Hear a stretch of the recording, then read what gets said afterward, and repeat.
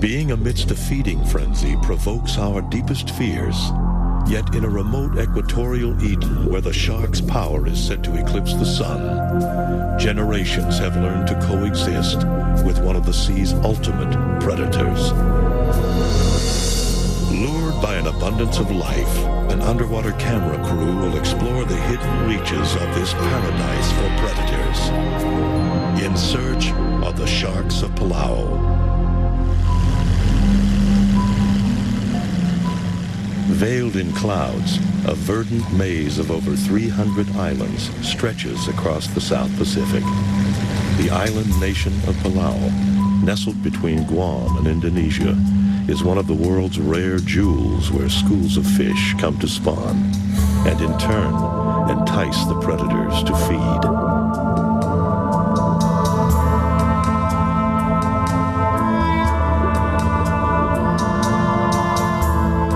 Amidst this brew of oceanic life, white-tip and black-tip reef, gray reef, hammerhead, and zebra sharks have been known to patrol these waters. Determined to capture on film the natural behavior of as many species of shark as possible, Jody Helzer leads a month-long trek to the southern edge of the Palauan archipelago.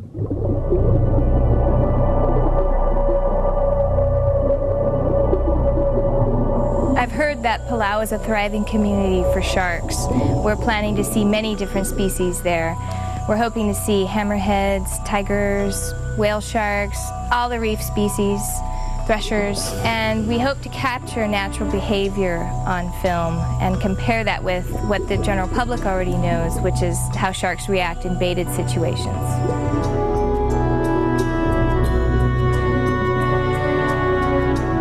Overhauling the predator's image, becoming an advocate for an animal feared more than any other, exposing its true nature, can only be accomplished by those willing to meet sharks face to face.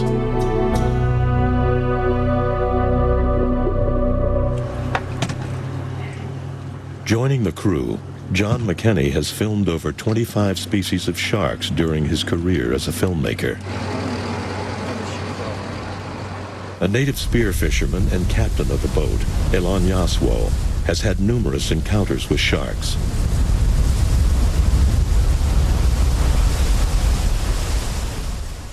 Ethan Daniels, an American marine biologist working in and around the islands of Palau, leads the crew into a protective reef known as Oolong Channel. Here, Ethan hopes to show the crew the phenomenon known as a cleaning station.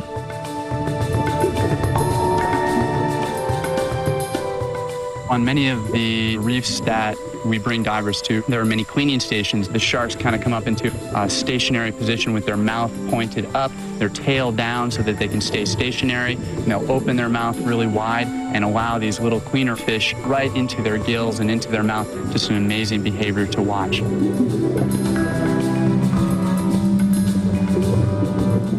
Gliding into position using its pectoral fins like wings, a white-tipped reef shark hovers effortlessly above cleaning areas found every 10 to 15 meters along the reef.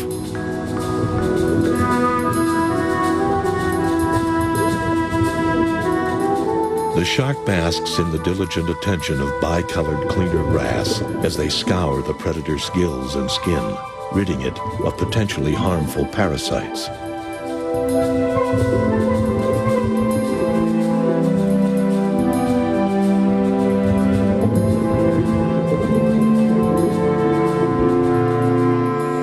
Filming natural behavior versus baited behavior in the water is so much more exciting. It's so much more exhilarating to actually sit there and watch an animal do its natural thing without having to prompt it or prod it or bring it in. The problem is it just doesn't happen all the time. Sometimes, the shark's highly tuned sensory organs become overwhelmed by the juvenile remora's excessive grooming. Whether it's agitated or simply experiencing a sensory overload, the shark displays a kind of nervous tic. Juvenile remoras benefit sharks by freeing them of parasites, but as the fish grow to adult length, they become more of a hindrance than a help. With a modified dorsal fin that has evolved into a suction-like disc, the remora searches for an easy ride.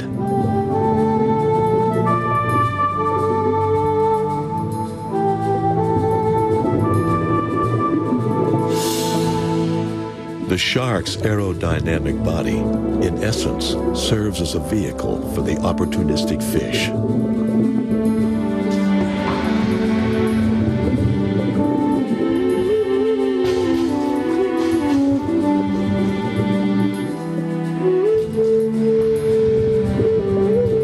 For McKinney, the relationship is somewhat amusing. It was interesting to watch the remoras jump from shark to shark. It seemed like they had no loyalty. They didn't care what shark they were attached to, just so long as they had a ride. And as I watched one shark actually dodge a remora, it became more evident that they really didn't want anything to do with these freeloaders. The longer I watched, it actually became comical as they were playing leapfrog from shark to shark. Hitching a lift for long distances, remoras conserve energy as they scavenge food from the water column and feed on scraps left by the predators.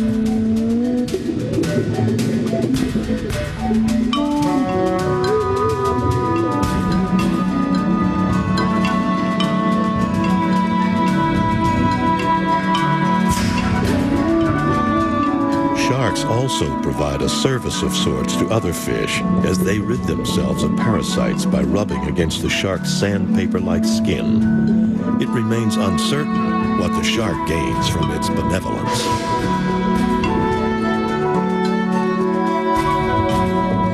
Though it could easily outdistance the school, the shark appears to tolerate their behavior, adding to the intrigue and mystery of these ancient creatures.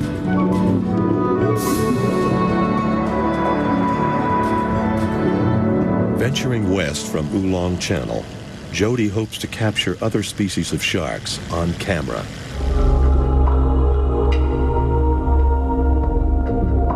Local fishing lore reveals tempting information to the crew. It is rumored that sharks can be found sleeping deep within the cavern.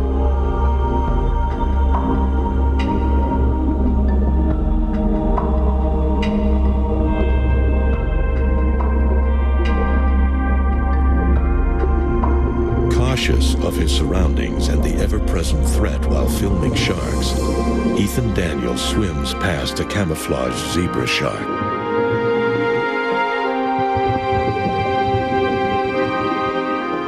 Startled by the intruders, the harmless creature leads the crew to an underwater garden of soft coral.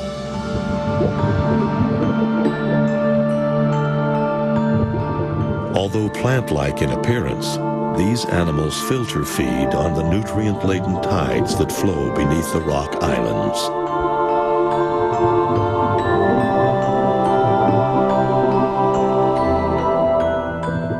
Like a road map, the reef's edge provides a path revealing a wealth of life 100 feet below. Poisonous to other fish, the magnificent anemone offers a protective home to the pink anemone fish, while a school of goatfish seeks safety in numbers.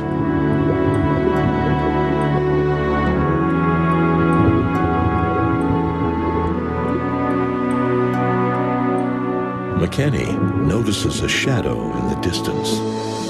An eagle ray glides through the liquid silence.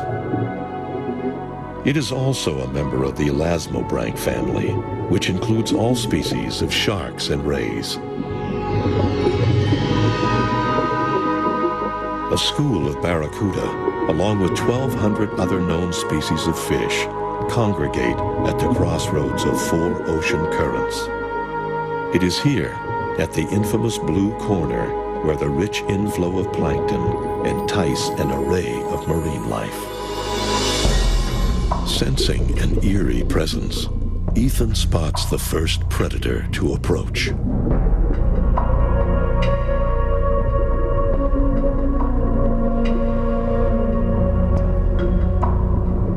At 4 knots, the powerful surge hardly affects the gray reef shark as it surfs the coral wall's invisible swell. And yet, The sheer power of the current prevents Jody from making any forward motion. Blue Corner is an incredible place to witness sharks close up. And with that comes extreme current. At one point, the current was so strong, I thought my mask was going to fly off.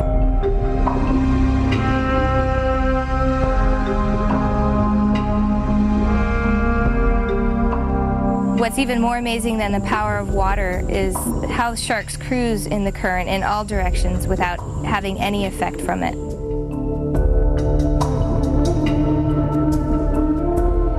Ironically, the force that drains a diver's energy serves as a respite for the animals. Since these gray reef sharks must swim in order to breathe, they conserve energy by riding the ebb and flow of the current. We were pretty lucky in Palau. We got some good behavioral sequences. One day a shark came in, got a fish, another shark picked up on that. He zoomed in, next thing you know, teeth were gnashing and fins were flying, but it was over that fast.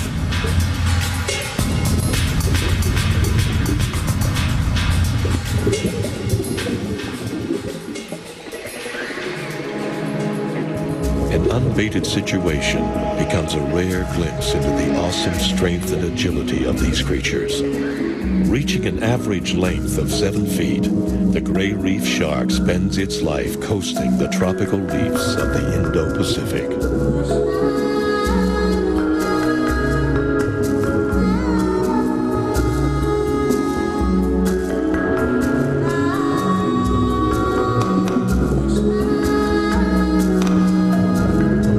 Wanting to explore Palau's ancient legends about sharks, the team leaves Blue Corner and heads for the main island of Koror. On the edge of the Philippine Sea, a mountain range rises from the ocean floor. Its base begins almost 30,000 feet beneath the surface, and like tips of an iceberg, the rock islands stand as testimony to what lies below.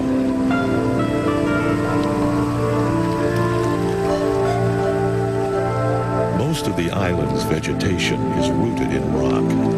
With little topsoil, only 8 of these 300 mushroom-shaped islands are habitable.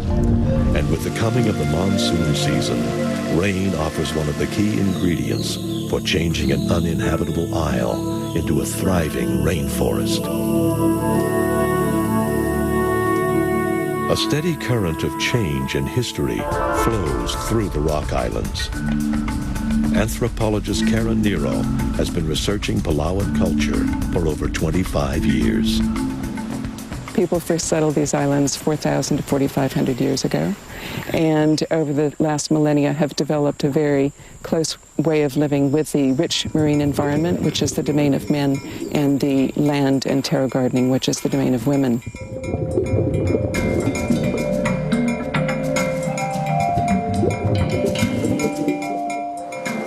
A shark's dorsal fin cutting through the water would strike fear in most, and yet this means nothing to Palauan children as they fish the cove.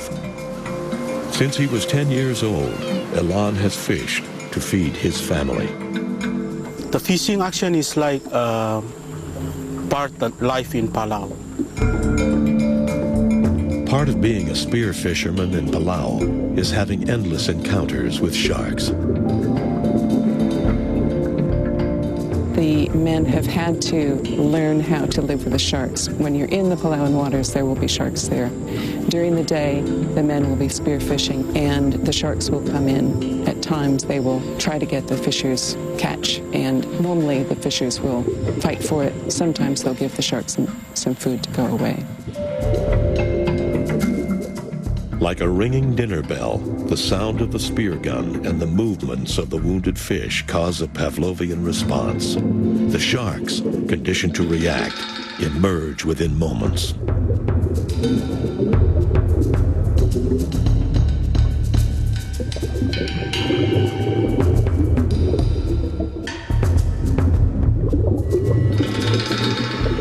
A prelude to an attack, the predator rushes in.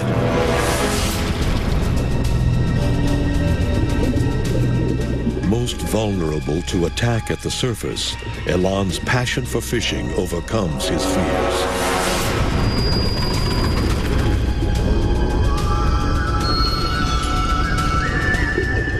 For his own safety, Elan is forced to relinquish his catch. Both the marine world and the earth offer what has sustained these villages for centuries. Even though this is a matrilineal society, women like Hatsui, who have followed the footsteps of their mothers and grandmothers, have never hunted in the open sea.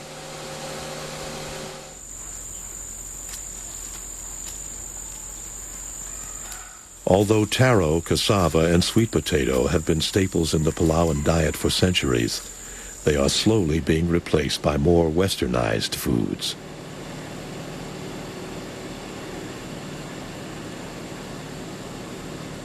And as Palau becomes more commercialized, Hatsui and her farming may be the last glimpse into an island culture that has survived for countless generations.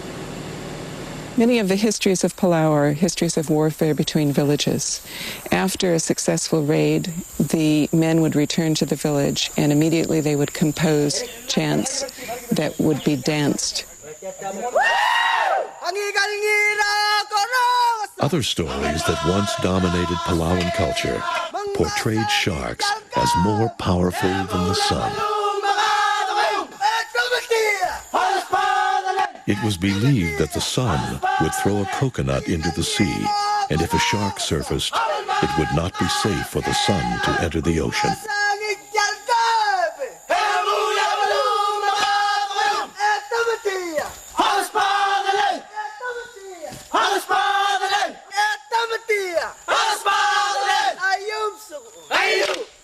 Palauans in the past recorded their histories through art. They painted and had low-relief carvings on the gables of the community meeting houses and on the crossbeams inside.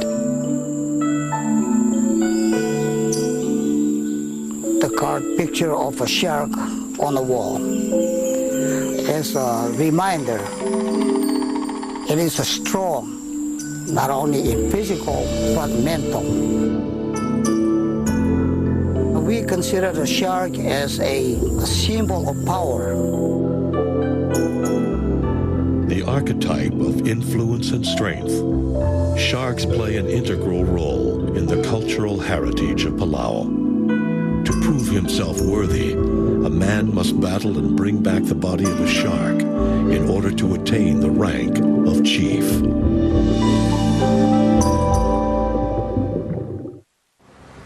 Respecting the raw power of these animals, Ethan Daniels attempts to demonstrate the difference between natural behavior and a baited frenzy. Okay, Bell, right in here is cool.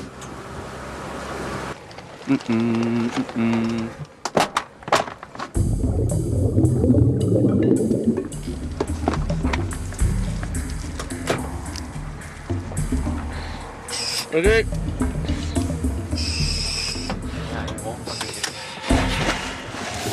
In this area, known as New Drop-Off, wild sharks have never been hand-fed before. There should be marked differences from the natural behavior witnessed earlier.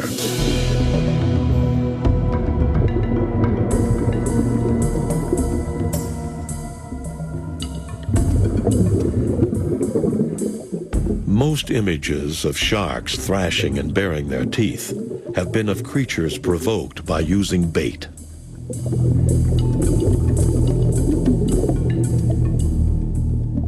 After placing a whole fish along the coral outcropping, it's evident that the animal exhibits more aggression than normal and is seemingly more anxious.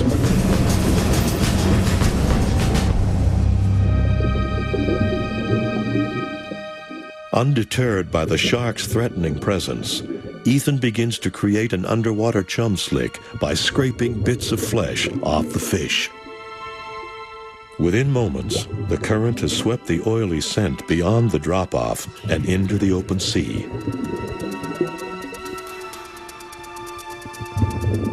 When one predator is detected, it is an indication that more will soon follow.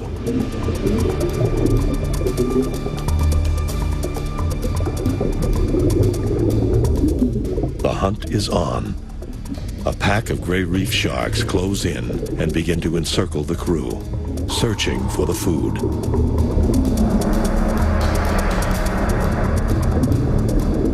Once the lodged bait is freed, a heated match launches into full force, bringing McKinney into ringside action.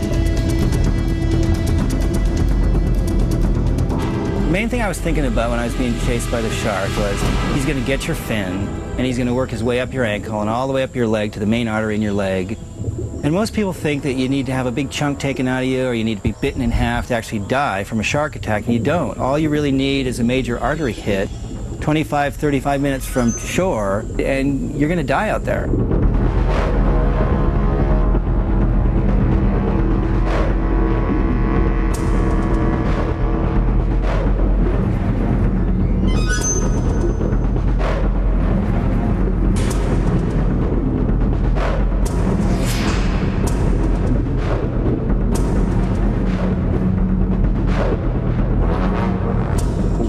Dead fish in the water, things can get a little crazy down there. Sharks go out of control and they do get into a frenzy. So that's the time, again, when your adrenaline level definitely rises in your body and you really get a super charge out of a dive.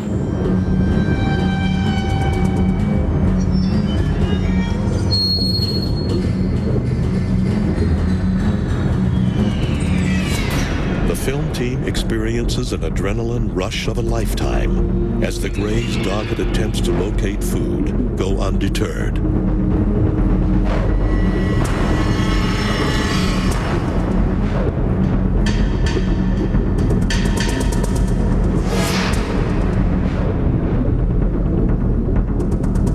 Ironically, the bait that initiated the frenzy becomes John's salvation.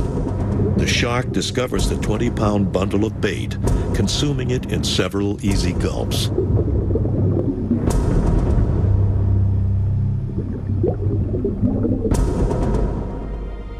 Fortunately, the close encounter has left the crew unharmed.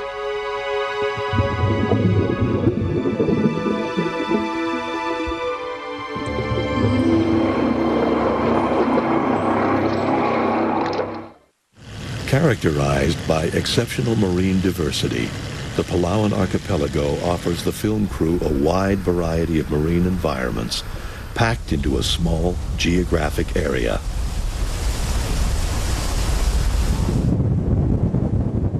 It is here that John McKinney and Jody Helzer set out to explore the landlocked marine lakes, rock island inlets, shallow lagoon channels, and underwater mangrove gardens.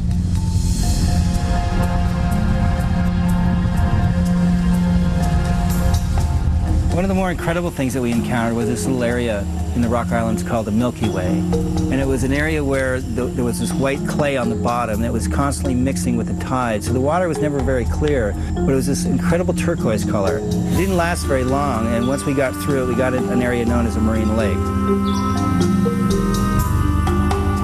As the land surged upward, water masses were cut off from the inflow of the ocean, and marine lakes were formed.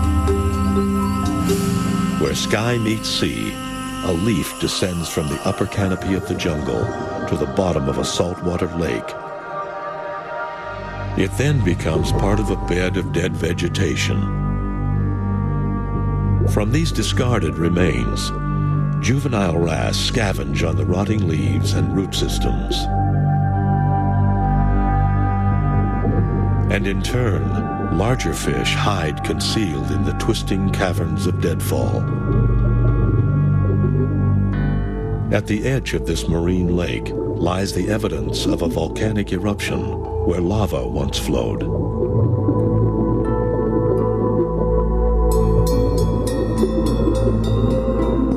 In deep contrast, the center of the pool reveals a living garden of limestone. What appears to be devoid of life, in reality, is a flourishing community.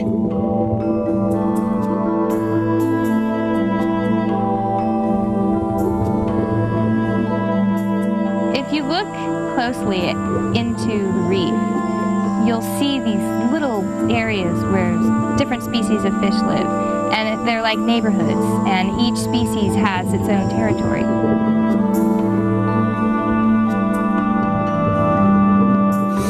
Serene among the finger coral, pajama cardinals protect themselves from potential intruders and predators by huddling in small schools.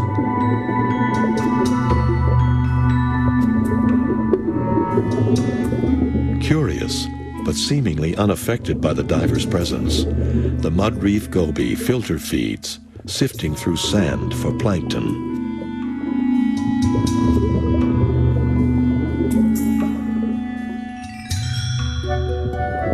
Wedged among the rocks, another species, a banded prawn goby, guards its stony refuge.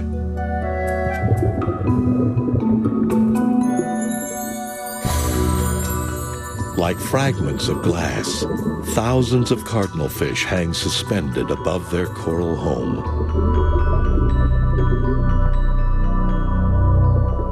Amid the inner recesses of this marine pool, one of the most ancient and alien-looking creatures, the Mastigia jellyfish, pulses within the stillness of the lake. Primitive, yet delicate, it remains one of the most fascinating evolutionary quirks known today.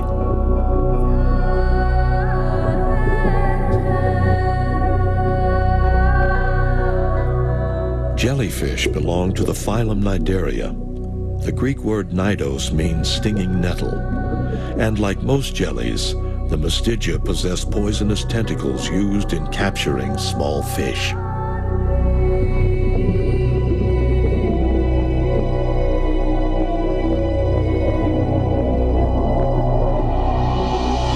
Landlocked in a nearby lake by a volcanic eruption, the Mastigia were forced to find other means of food or face extinction. With no fish to prey upon, the creatures began to lose their armament. Slowly, a new species of Mastigia emerged.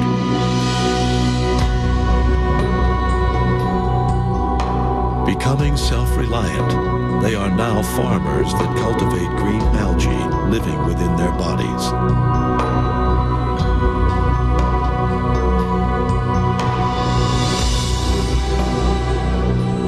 Using photosynthesis, they need only the sun to survive.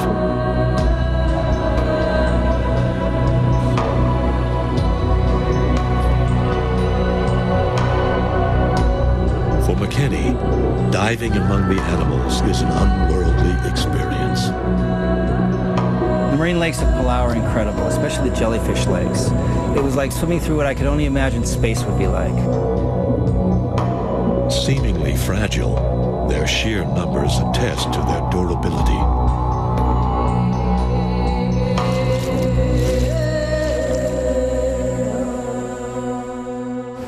Continuing her quest to film sharks, Jody travels to a known shark estuary where juvenile blacktips roam the shallows. Film baby blacktips. Be very quiet. The filmmaker must be extremely quiet so she doesn't startle the timid juveniles.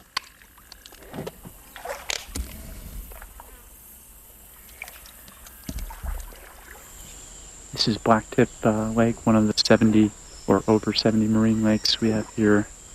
Nice shallow area where we get a lot of juvenile sharks. Sometimes crocodiles have been seen in here.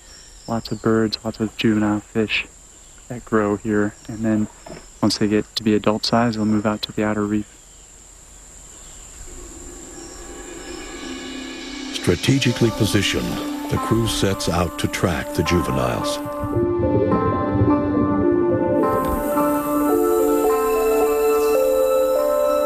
Exact replicas of an adult, baby blacktip reef sharks prove to be very elusive pint-sized predators.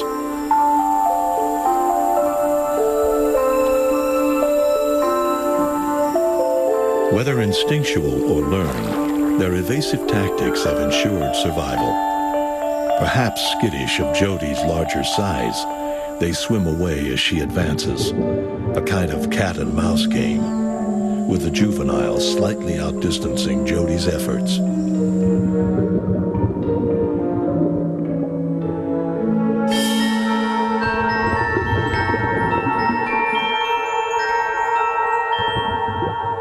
can't tell you how frustrating it was being eluded by the baby black tip reef sharks. But even though I never saw them in the water, while I was looking for them, I was able to see a banded snake eel, and I'd never seen one before, and I was able to watch it foraging for food.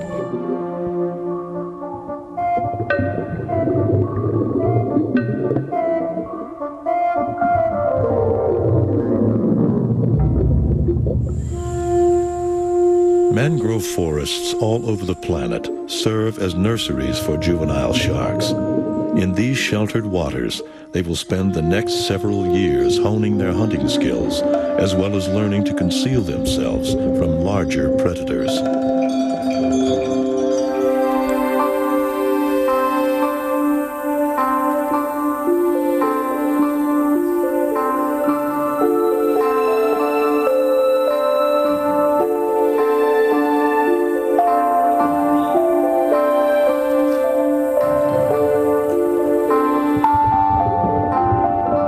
With her subjects not accepting her presence, in frustration, Jody returns to the boat.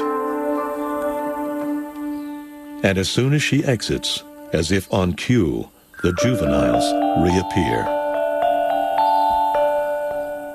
The migration from protected lagoons to open sea has marked the shark's transition into adulthood. Sadly, it is believed that only 20% will survive the pelagic odyssey.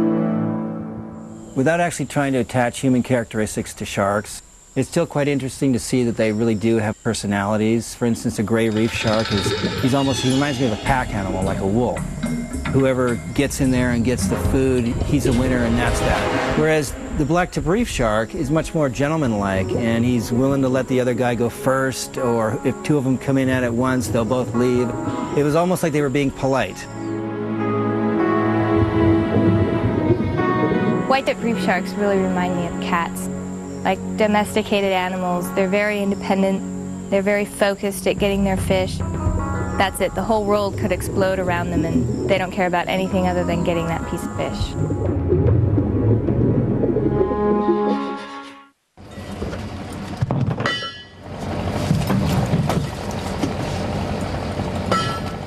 Hoping to discover sharks congregating around a shipwreck, the morning's expedition is led by underwater photographer Kevin Davidson.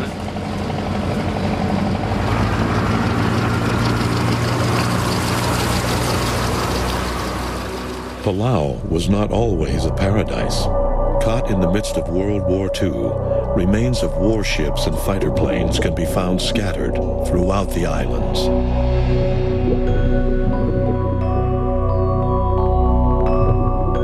Descending through the mast and onto the gun turret, Jody photographs corals and invertebrates that have overtaken the ghost of a ship.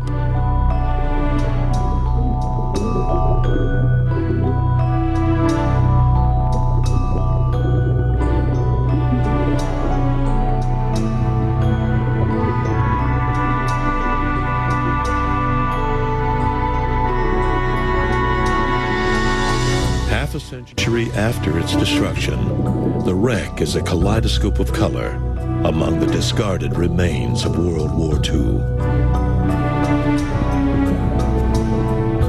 Wreck diving is very exciting. There's an element of danger when you're exploring the unknown, and that's always exciting.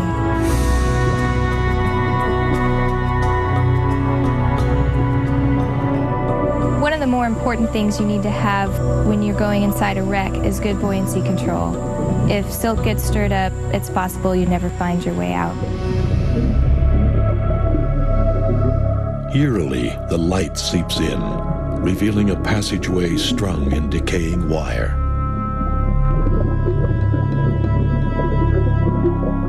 Safety divers wait vigilantly outside, cruising the perimeters so that those within the hull can explore where men once repaired equipment and ran mechanical operations.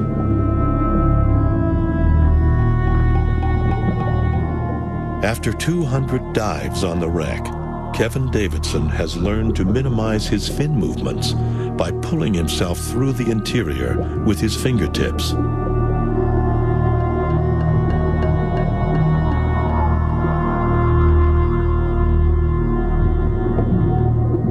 Performing these maneuvers is not only necessary for one's safety, but also helps reduce the amount of sediment that would obscure his photographs.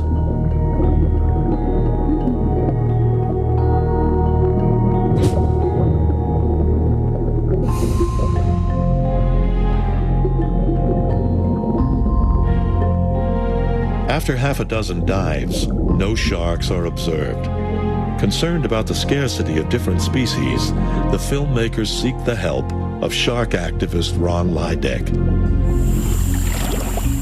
Acutely aware of Palau's fragile ecosystem, Lydek has examined countless wrecks for toxic wastes and emissions. I'm standing here on a Chinese fishing vessel, one of at least 30 or 40 abandoned in the lagoon and beautiful rock islands of Palau.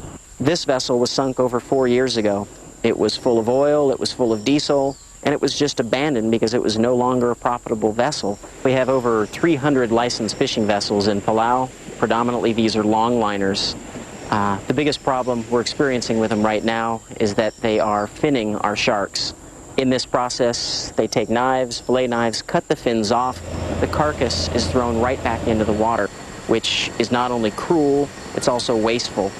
Because they want to maximize their profits, the shark carcass has very little value, whereas the fins, selling for up to $60 to $80 per pound dry weight, take up the majority of the hold. So a huge amount of waste occurs here, and not only is this a horrible thing to do to a shark and a wasteful thing to do on the planet, but it's also not sustainable. With over 100 million sharks being pulled out of the sea annually, what effect does culling the top predator have on our oceans? Countless boats come to fish Palauan waters, and sadly, most are chock full of illegal shark fins.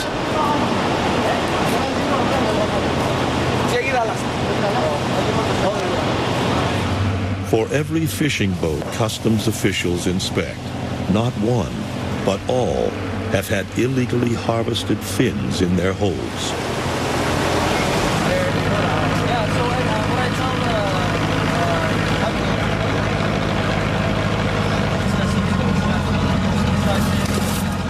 Like these ones on top, they shouldn't be very hard to take out these ones. This is incredible. These fishing vessels are licensed for tuna and tuna-like species. Look at this hole. There's no tuna in here. This is all shark fins.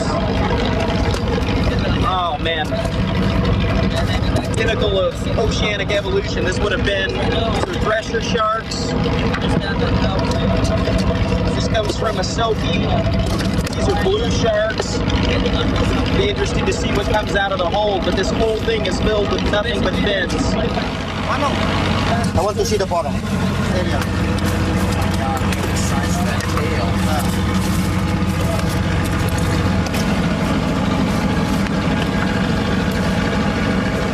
Unlike fish, which reproduce rapidly and whose numbers can bounce back relatively easily, sharks do not have the biological tools to rebuild their populations fast enough. In addition to these crimes, they're also helping themselves to billfish, which eliminates any chance of us ever developing a sport fishing industry here in Palau, because marlin, sailfish, even swordfish can be found in their hulls. It's my belief that they're actually targeting these species by fishing in certain areas at certain depths, and specifically with certain types of longline fishing gear that allow them to take more sharks than tuna. There's a few key people in Palau that are making money from it, but the community at large is suffering so that a few people, predominantly foreigners, can make huge profits at the expense of our pelagic community, at the expense of our environment, and it can't continue.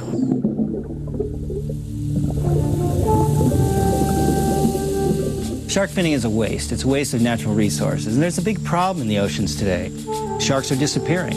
Not all sharks are going to disappear. You know, for instance, a nurse shark, there's no market for nurse shark fins, and they're not that easy to catch on a long line. But it's the big sharks, the big reef sharks, the pelagics, they're the ones that are getting hit so hard. And they're taking the top predator out of the food chain. It's affecting ecosystems around the world, and that only means disaster. It's a domino effect.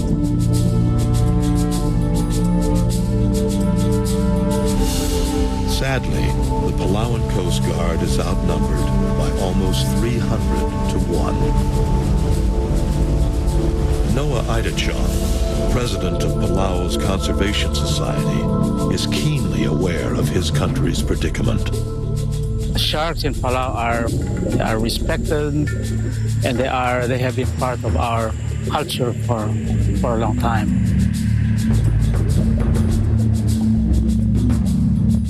In our traditional system, shark is not heavily exploited in a way for commercial. We don't have a commercial fishery, local fishery to get sharks. The shark issue that we see now is basically the long line fishing boat actually take the sharks and fin them, and it's very inappropriate in our situation. It's not something that's culturally accepted. There is a lot of resistance by the locals. There's been 2 incidents where diving operation actually raid the Taiwanese boat and throw all the fins and everything out of the boat. People just don't like it. So now they're a little bit more discreet. They hide them when they come in. They'll kind of hide it, and when they go out, then they put them out to dry. If these were dolphin fins that were being cut off, the world would be up in arms. They'd never stand for it. But because most people don't have an affinity towards sharks, it doesn't bother them that millions and millions of sharks are being killed each year just for their fins. All in all, the crew has been fortunate to photograph as many reef sharks as they have. But the question remains, where are the other species that once frequented these waters? The hammerheads, the tigers. Have these predators been overfished to such an extreme?